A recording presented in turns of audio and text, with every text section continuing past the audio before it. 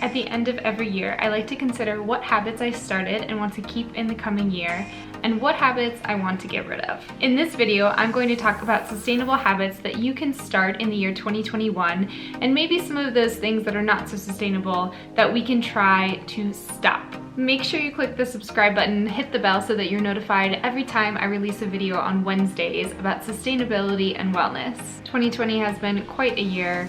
And for me personally, I've been on my vegan, sustainability, and wellness journey for about a year now, and I'm excited to share those tips that I've learned with you all and hopefully hear some from our community. Let's start with the habits I've started in the last year and want to continue. The first thing I did was quit fast fashion. I will never again purchase items new from Forever 21, H&M, Zara, Target. So many brands are completely unsustainable, from where they source the materials, to the production process, not paying their workers, to their packaging, their shipping. I always go secondhand first. And if I want to purchase something new, if I'm not able to find it secondhand, then I'm willing to pay a higher price point to purchase from an ethical and sustainable company. The companies that are really taking the time to put resources into the clothing and things that they make tend to make items that last you forever, if not a very, very long time. The second habit I've started doing more this year that correlates to quitting fast fashion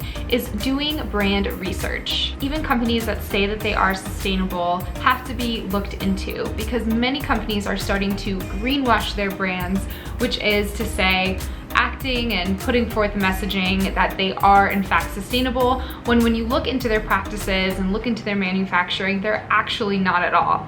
When I started trying to be more sustainable with my purchases, I've definitely bought things from places that I thought were ethical, but in fact were not. They just did a really good job with their marketing. I try not to just go on Amazon anymore if I need something. Instead, I use Earth Hero, which has a lot of products and necessities that I need on a regular basis. Earth Hero does a great job of curating products from companies that they've already researched and made sure they met certain standards before they even allow them to be on their website.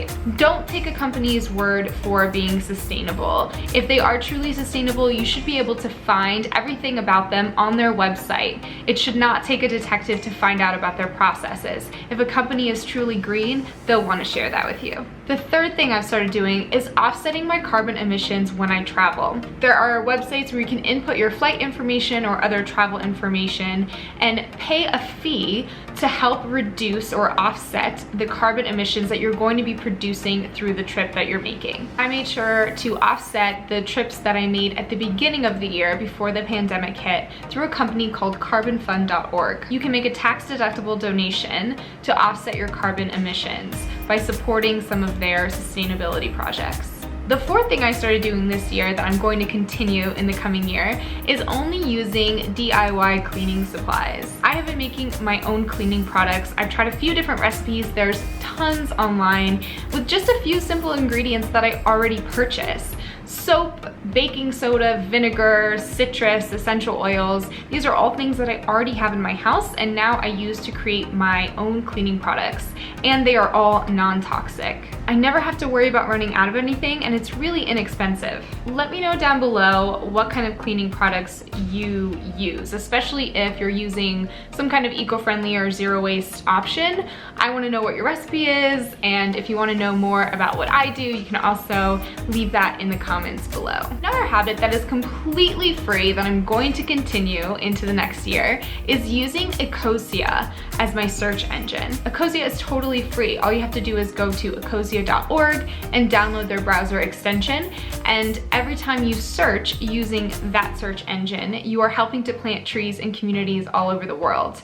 It's such an easy thing to do. It doesn't cost you any money, and if you wanted to once in a while use Google for something specific, you can of course still use that when you want. One of the things that I'm sorry to say I've just started doing in the last year is really understanding the intersectionality of sustainability and racism. And through that research, I've really started, just in the past year, looking for BIPOC-owned small and sustainable businesses. Many of us are just starting to wake up to the fact that racism still permeates our society.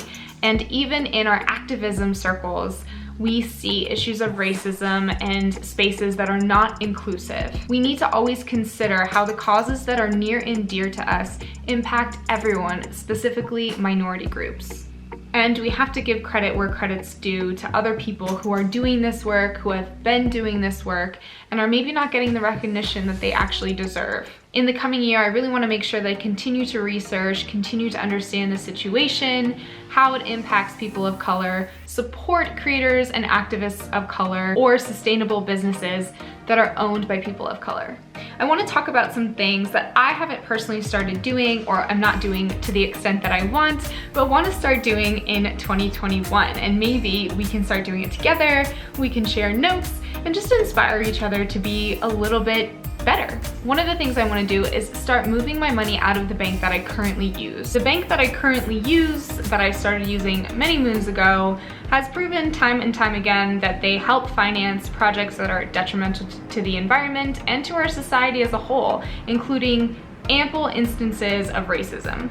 And there are just better places to put my money and support. Another thing I want to start doing is eating more seasonally. Now, I know the benefits of this. I understand how this is a more eco-friendly choice, because if we're constantly purchasing foods outside of the regular season, it means they're probably imported from somewhere else, which has a higher carbon footprint.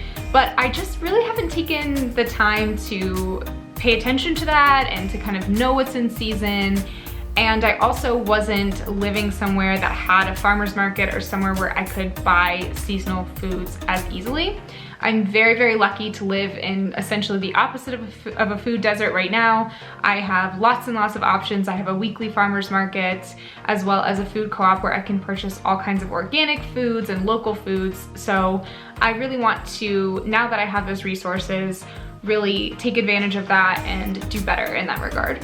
Another thing I really want to start doing, which also is about food, my favorite thing, is to figure out more creative ways to use food scraps, or what we would normally consider food scraps. I already compost, but I still feel like I have a lot of compost, and there are other ways to be using some of those scraps to make recipes or broths or things like that, and I just don't really do it. I'm kind of lazy. I just chuck it in the compost bin, and I think there are just some more creative solutions for that one. I'm also really hopeful that in 2021 I will feel more comfortable to going back to bulk bins, and maybe sometime in 2021 it will be safe to bring in our own containers once again.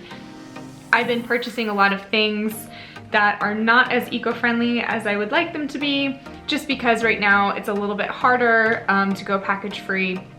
And that's fine, and that's best for now, but I'm hoping that in 2021 I can kind of get back on that game and really challenge myself to really reduce the amount of waste that I do produce, which is considerably less than other people, but I still think there's some room for improvement. So there might be some room to kind of take some inventory of my trash and see what is producing the most waste and where I can go from there. I like to take some time for serious reflection at the end of every year, not just for my sustainability goals, but for my personal development, my growth, my happiness, my productivity, and I've started thinking about that a little bit, so I will leave a link to a blog down below in which I discuss some of the things that I've learned this year. Thank you so much for watching, and please like and subscribe so you don't miss any of my videos that are coming out. And in the meantime, take a look at some of the other ones that I've made about sustainability. Goodbye 2020, Happy New Year everyone.